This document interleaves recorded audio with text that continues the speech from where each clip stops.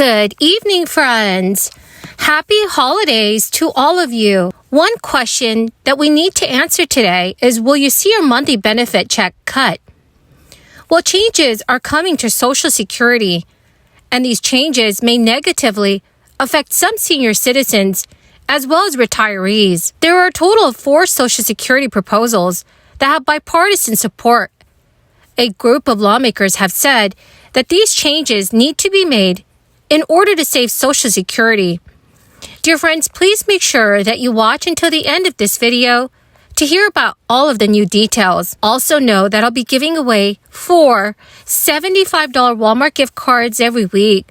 All you have to do, friends, is click and like several of my videos and then comment below the keyword of each video that you watch. The more videos that you watch and leave a comment on, the more likely your chances of winning these giveaways.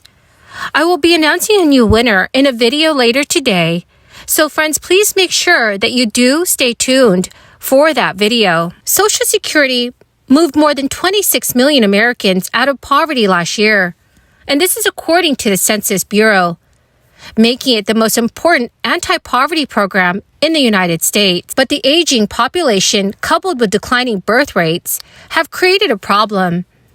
Social Security faces a $20 trillion shortfall over the next 75 years, and the trust fund is on pace to be depleted by the year 2035. And at that point, the Board of Trustees says that income from payroll taxes would only cover 80% of scheduled Social Security benefits, and that figure could drop to 74% by the year 2096.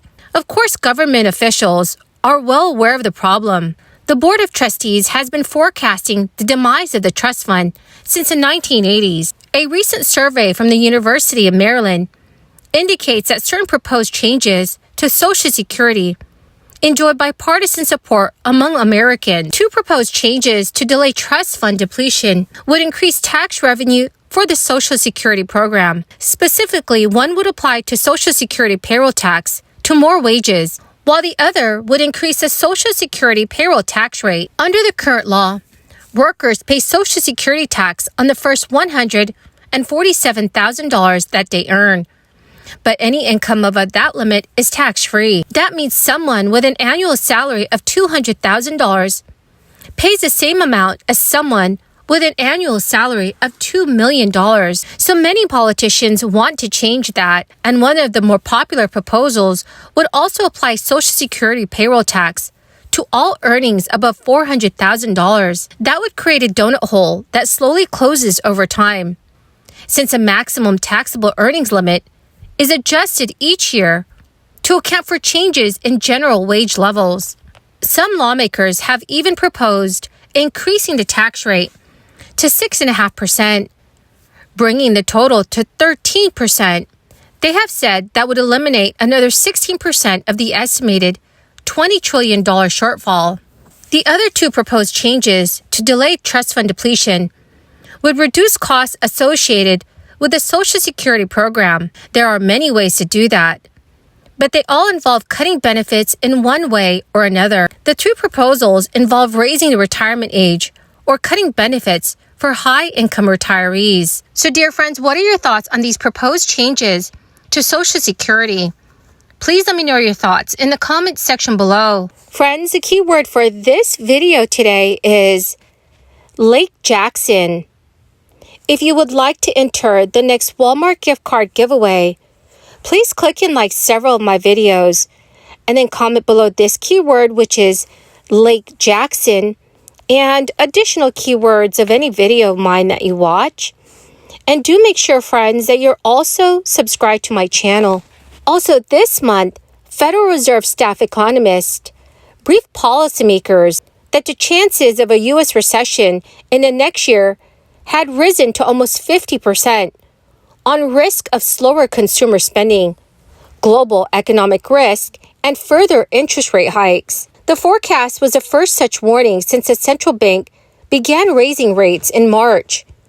And during that meeting, economists stated the possibility that a persistent reduction in inflation could require a greater than assumed amount of tightening in financial conditions is seen as a risk. The influential staff at the Fed's Board of Governors in Washington plays an important role in the monetary policymaking process through briefings on economic conditions and forecasts. So by comparison, economists surveyed by Bloomberg this month saw a 65% chance of recession in the next year, and that's based on the median estimate. During a press conference after the meeting, Fed Chair Jerome Powell told reporters that he thought no one knows whether there's going to be a recession or not, and if so, how bad that recession would be. A recent batch of inflation reports seem to suggest that the pace of runaway price increases is finally starting to slow to more manageable levels. The job markets remain relatively healthy as well, although the most recent jobless claims figures ticked up from just a week ago. But as long as the labor market remains firm and inflation pressures continue to ebb, the Fed will likely pull back on the magnitude of its rate hikes. Some experts are growing concerned that if the Fed goes too far with rate hikes, the increases could eventually slow the economy too much and potentially lead to much higher unemployment, job losses, and even a bad recession.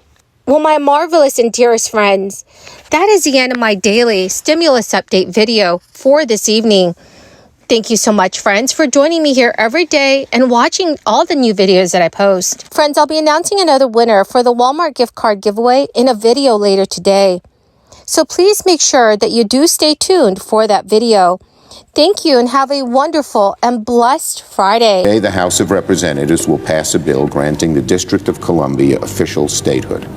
I applaud my House Democratic colleagues for taking this important step towards recognizing the full citizenship of more than 700,000 residents of the District of Columbia. This is a matter of just representation. Our system of government is designed to give everyone in our country a voice in forging their own destiny. Most citizens do that by voting for members of Congress and senators from their states to represent them in this temple of democracy, to advocate for their interests, to voice their concerns.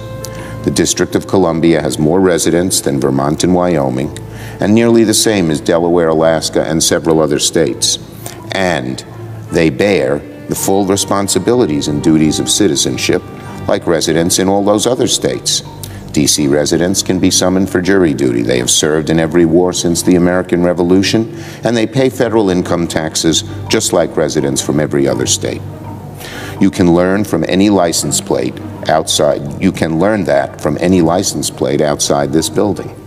And yet, they are denied real representation in Congress. In the words D.C. borrowed from the Founding Fathers, taxation without representation. Sadly, the debate over D.C. statehood has taken a rather dark turn.